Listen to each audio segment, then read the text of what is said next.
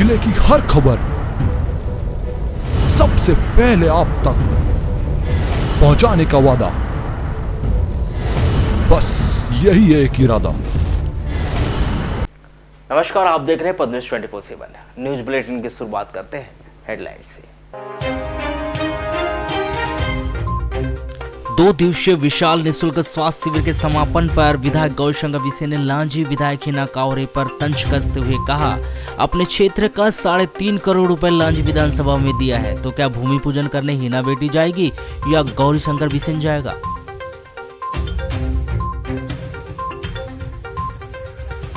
$6 लाख के लिए business partner का अपहरण, पत्नी के साथ बाइक शोरूम गया युवक हुआ किडनैप, जगह जगह नाकेबंदी कर पुलिस ने 1 घंटे में 4 आरोपियों को किया गिरफ्तार।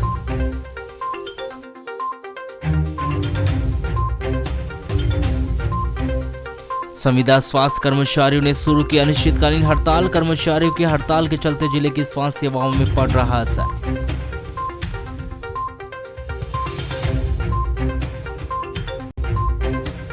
मृतक के परिजन व ग्रामीणों ने हाईवे मार्ग पर शव रखकर किया विरोध प्रदर्शन, आयोग अध्यक्ष के समझाइश के बाद विरोध प्रदर्शन समाप्त।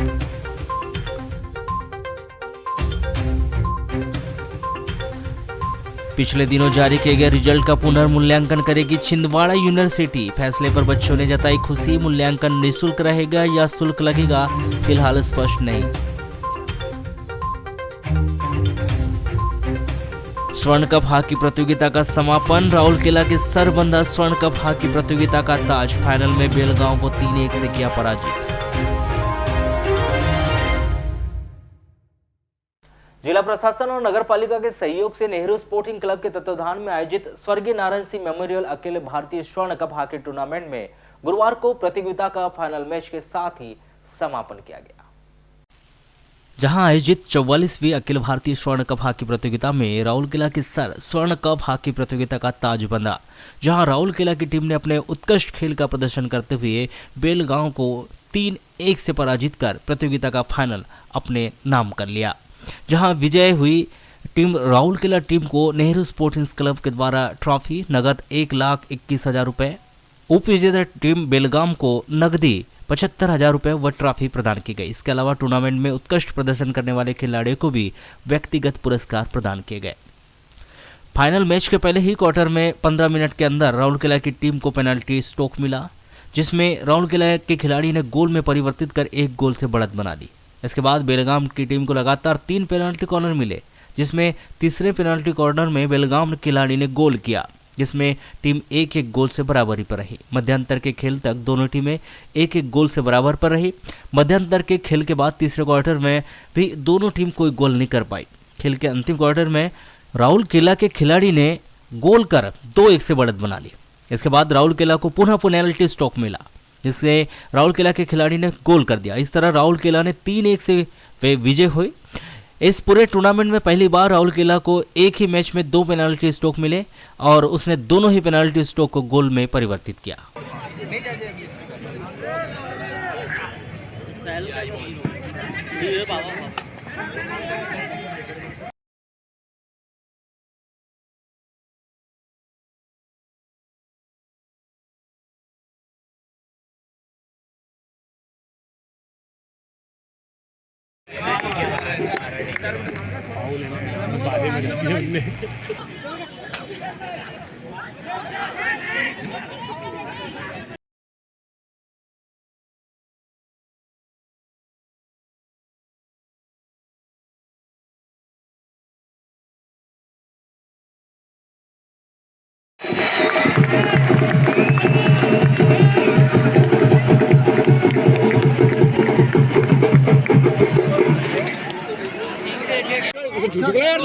और 1,21,000 रुपए का नगद पुरस्कार।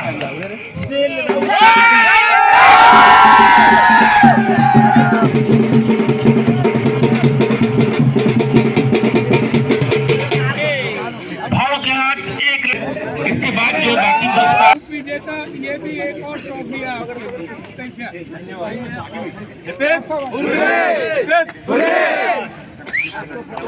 आज नेहरू स्पोर्टिंग क्लब के तत्वाधान में जिला प्रशासन व नगर पालिका के सहयोग से 44वां स्वर्ण cup Narayan Singh memorial hockey cup का टूर्नामेंट समापन हुआ, जिसमें 18 टीमों ने भाग लिया, जिसमें आज की टीम सेल की विजय रही और और ये उपविजेता झंडा जो है महाराष्ट्र।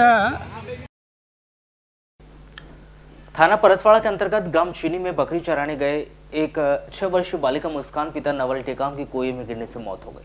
यह घटना उस समय हुई जब यह बालिका बकरी चराने खेत की तरफ गई थी। पुलिस से मिल रही जानकारी के अनुसार रविवार को 12 बजे कुमारी मुस्कान अपने घर से बकरियों को छोड़कर उसे चराने के लिए खेत की ओर गई थी, जिसके बाद आसपास कृषि कार्य कर रहे ग्रामीणों ने देखा कि खेत के समीप कुएं के पास जोर से कुछ गिरने की आवाज़ सुनाई दी। गांव के पीछे खेत में जाकर देखा तो वहां काफ़ी भीड़ जमा हो गई थी। बिना जगत के कुएं के पास जाकर देखा तो कुएं में मुस्कान गिरी हुई थी। उसी समय कुछ लोग कुएं में उतरे और गर्ल की मदद से मुस्कान को बाहर निकाला गया। बताया जा रहा है कि जिस समय बच्ची कुएं से निकाला गया उस समय बच्ची की सांसें चल रही थी, लेकिन कुछ देर बाद उसने दम तोड़ दिया और उसकी मौत हो गई, जिसके पश्चात ग्रामीणों के द्वारा ग्राम के कोटवार को इसकी सूचना दी गई, जिन्होंने पुलिस थाना परसवाड़ा को घटना की सूचना दी। मामले की विवेचना परसवाड़ा पुलिस के सहायक उप निरीक्षक राजेश धर दुबे के द्वारा की जा रही है। पारसवाड़ी नगर में चोरियों का सिलसिला थमने का नाम नहीं ले रहा है। इसके बाद भी पुलिस में जब पीड़ित अपनी शिकायत दर्ज कराता है तो वो कुछ जानकारी देता है तो उस पर भी पुलिस गौर नहीं करती।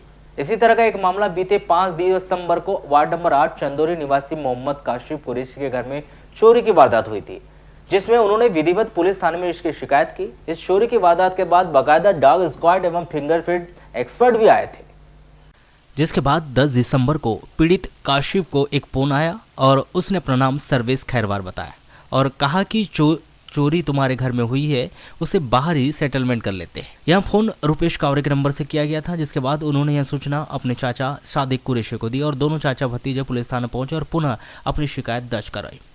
इस संबंध में पद्मेश 24/7 को जानकारी देते हुए पीड़ित काशिफ कुरैशी ने बताया कि उनके घर जो चोरी की वारदात हुई थी वो करीब 5 से 6 लाख की थी, जिसमें सोने चांदी के आभूषण सहित 15,000 रुपये नगद रकम चुराई गई थी।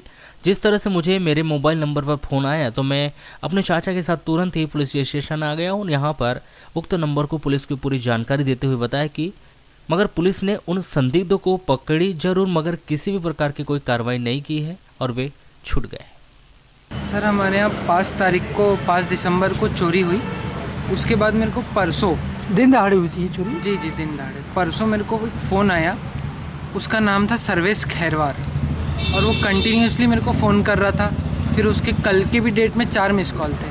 वो बोल क्या रहा था? वो बोल रहा था कि हमारे यहाँ जो चोरी हुई, कावरे ने मुझे बोला कि आप कोई एक्शन मत लीजिए, जो भी काम है अंडरग्राउंड कर लेते हैं। तो उसकी जानकारी हमने अपने से कुछ ना करते हुए पुलिस को दी।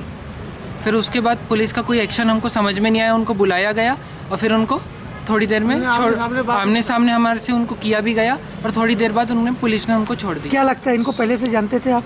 जी नहीं, कोई संबंध है आपका? कोई नहीं। फिर शाम में इन्होंने मेरे को तुरंत आके बताया कि चाचा ऐसा फ़ोन आया था। जब ऐसा फ़ोन आया तो इन्होंने बताया तो मैंने बोला बेटा देखो अपने को कोई बात नहीं करना उन लोगों से और कोई संपर्क नहीं रखना है, कुछ भी हो सकता है। मामला पुलिस के संज्ञान में है, पुलिस कार्रवाई कर रही है, अपन सीधे चलते हैं थाने में और पुलिस से बात करते हैं। वहाँ हम गए, यादव जी सब इंस्पेक्टर थे, उनको बताया कि साहब ऐसा फ़ोन आ रहा है और उनके मिस कॉल भी आ रहे हैं। तो उन्होंने उसी व्यक्ति को फ़ोन लगा के बोला कि भाई कहाँ हो आप? तो उन्होंने कहा कि मैं कहाँ मेंढ की तरफ कहीं हूँ। तो बोले एक काम करो आप सीधे थाने आ जाओ, आपने अमन को फ़ोन करके क्या बात की है, थोड़ा उस संबंध में बात करना है।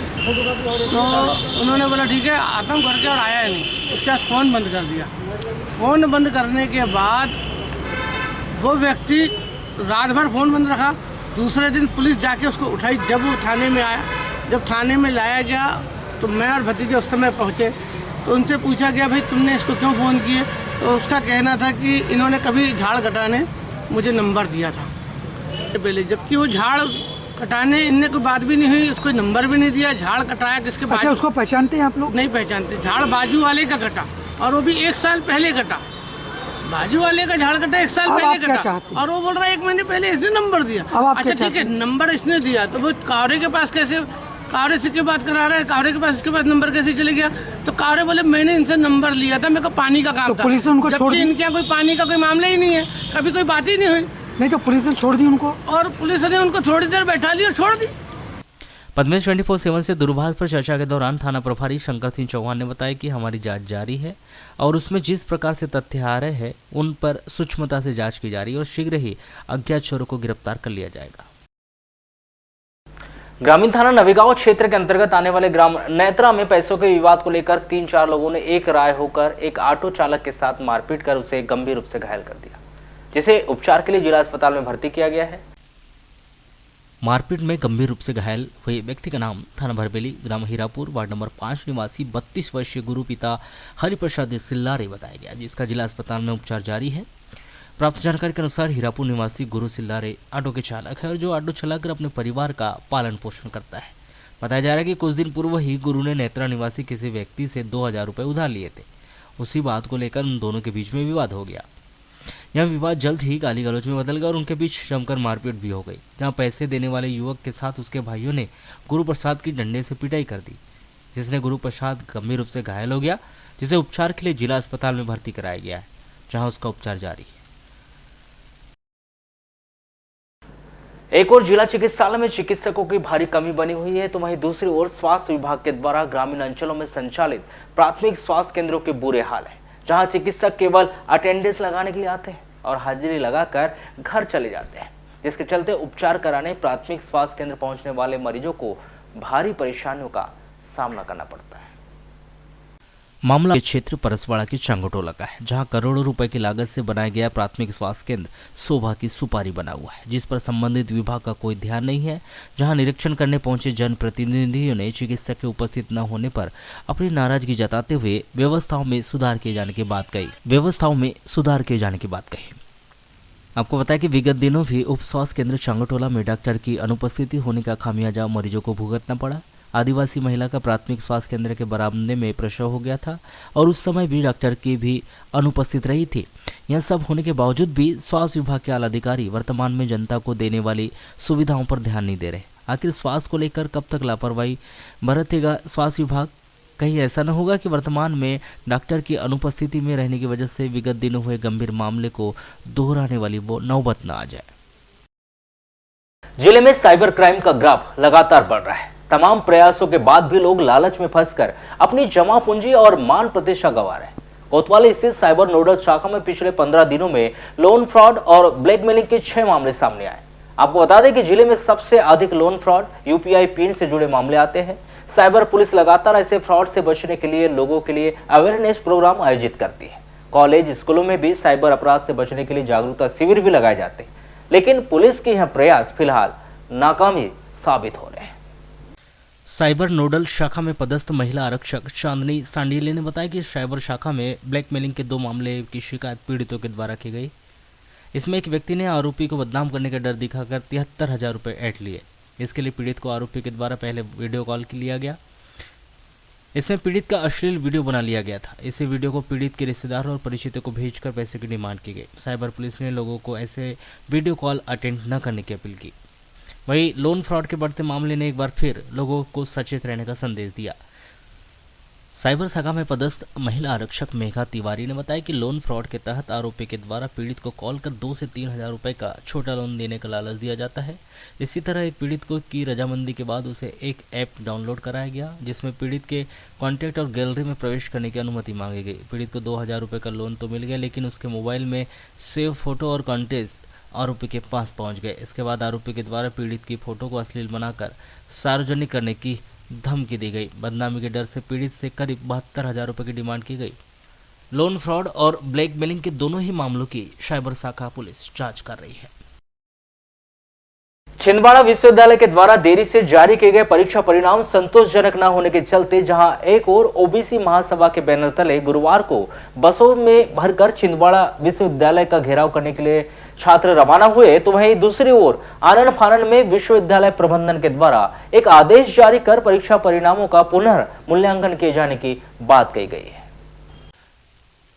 जहां छिंदवाड़ा विश्वविद्यालय प्रबंधन ने आयुष मंत्री रामकिशोर कावरे के द्वारा लिखे गए पत्र के जवाब में नियम के अनुसार उत्तर पुस्तिकाओं के मूल्यांकन किए जाने का पत्र भेजा है, जहां विश्वविद्यालय प्रबंधन के इस फैसले पर पीजी कॉलेज के विद्यार्थियों ने खुशी जताई है। जैसा कि आप सभी को ज्ञात है कि इसके पहले जो बीएससी द्वितीय वर्ष का जो रिजल्ट आया था उससे सभी जो छात्र छात्राएं वो सभी संतोषजनक नहीं थे अपने परीक्षा परिणामों से, जिसके संज्ञान में हम लोगों ने माननीय नानू कावरे जी जो हमारे मंत्री महोदय उन्हें हमने ज्ञापन सौंपा था, तो जिसकी कार्रवाई हेतु उन्होंने ज्ञापन छिंदवाड़ा यूनिवर्सिटी भिजवाया, तो जिसका उत्तर देते हुए यूनिवर्सिटी ने कहा है कि फिर से कॉपियों का मूल्यांकन करवाएगी और फिर से रिजल्ट घोषित किए जाएंगे।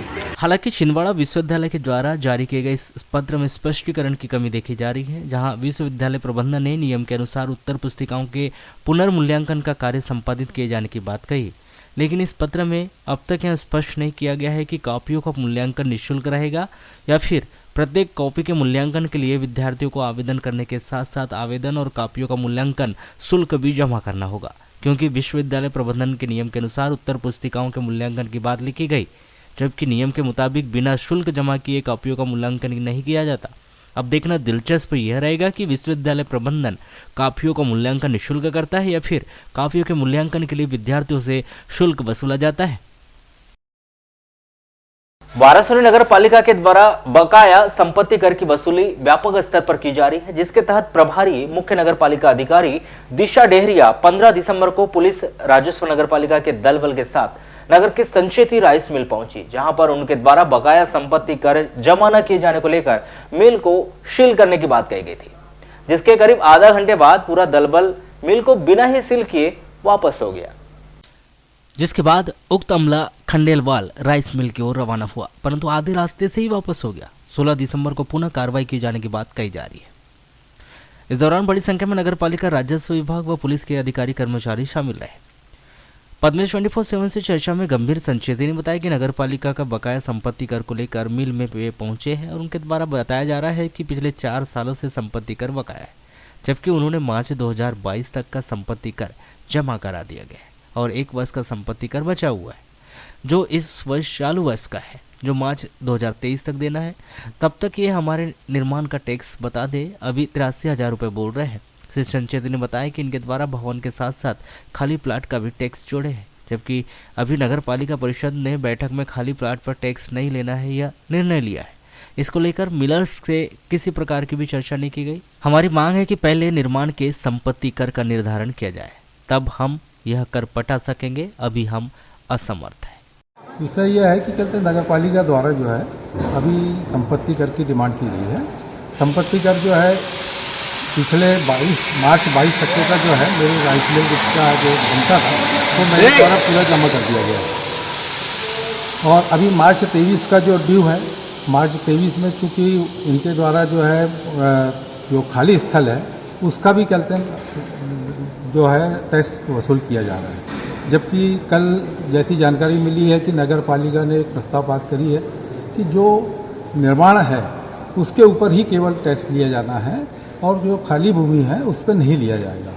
परंतु इनके द्वारा जो है अभी चलते किसी भी प्रकार की मिलर से कोई चर्चा नहीं की गई और चलते खाली स्थान का भी जो है नगर पालिका का टैक्स लगाया गया है। कैमरे में बयान देने से मना करते हुए मुख्य नगर पालिका अधिकारी दिशा डेहरिया ने बताया कि सब बकाया संपत्ति कर की वसूली करने को लेकर कार्रवाई की जा रही है। तत्पश्चात उन्होंने आगे कुछ भी कहने से मना कर दिया। छिंदवाड़ा विश्वविद्यालय के द्वारा पिछले दिनों जारी किए गए बीएससी सेकेंड ईयर के रिजल्ट में ज्यादातर बच्चे फेल हो गए, जहां देरी से रिजल्ट जारी किए जाने और थर्ड ईयर के एग्जाम के एन वक्त पूर्व ही सेकेंड ईयर का रिजल्ट जारी कर ज्यादातर बच्चों को फेल किए जाने पर विद्यार्थियों का विश्वविद्यालय प्रबंधन के खिलाफ रोजाना ही आक्रोश देखा जा रहा है। यहाँ फेल किए गए सभी बच्चों को पास किए जाने, उन्हें जनरल प्रमोशन देने और यथाशीघ्र पास का रिजल्ट जारी किए जाने की मांग को लेकर वे लगातार आवेदन, निवेदन, विरोध प्रदर्शन पर भी बात न बनने पर विद्यार्थी खासा नाराज है। जिन्होंने विश्वविद्यालय प्रबंधन पर उदासीनता का आरोप लगाते हुए छिंदवाड़ा विश्वविद्यालय का घेराव किए जाने का मन बनाया, जिसके तहत गुरुवार को नगर में ओबीसी महासभा के बैनर तले विद्यार्थियों ने एक रैली निकालकर अपने विभिन्न मांगों को पूरा किए जाने की गुहार लगाई। तो वहीं रैली में शामिल सभी विद्यार्थी ओबीसी महासभा के बैनर तले छिंदवाड़ा विश्वविद्यालय का घेराव करने के लिए 3 बसों में भरकर छिंदवाड़ा के लिए रवाना हुए, जहां उन्होंने ओबीसी महासभा के सहयोग से छिंदवाड़ा विश्वविद्यालय का घेराव कर अपनी मांगों को लेकर प्रबंधन से गुहार लगाने की बात कही। जहां ओबीसी महासभा ने 7 दिनों के भीतर मांग पूरी न होने पर विश्वविद्यालय के अंतर्गत आने वाले समस्त जिलों के विद्यार्थियों को साथ लेकर सड़कों पर उतरकर उग्र आंदोलन कर धरना प्रदर्शन किए जाने की चेतावनी दी। जी भैया बताएंगे, छात्रों को एक रैली निकली है, छिंदवाड़ा के लिए रवाना हो रहे, क्यों हो रहे हैं? विगत लगातार 2 वर्षों से ओबीसी महासभा के नेतृत्व में जो छिंदवाड़ा यूनिवर्सिटी बनी है, राजा शंकर शाह यूनिवर्सिटी, उसके द्वारा बहुत खराब रिजल्ट घोषित किए जा रहे हैं। बीए की बात हो, बीएससी की बात हो, बीकॉम की बात हो, हर ईयर का छात्र परेशान कर रहा है। लंबे समय से हमने बालाघाट जिला प्रशासन को भी विगत 1 माह पूर्व रैली निकालकर ज्ञापन दिया गया था, लेकिन वर्तमान दिनांक तक किसी भी बच्चों के रिजल्ट में कोई सुधार नहीं किया गया है। मजबूरीवश हम लोगों को आज बालाघाट जिले के समस्त महाविद्यालय के छात्र छात्राओं के साथ मिलकर हम लोग छिंदवाड़ा यूनिवर्सिटी पहुंच रहे हैं और वहां पे अपनी मांग रखने जा रहे हैं।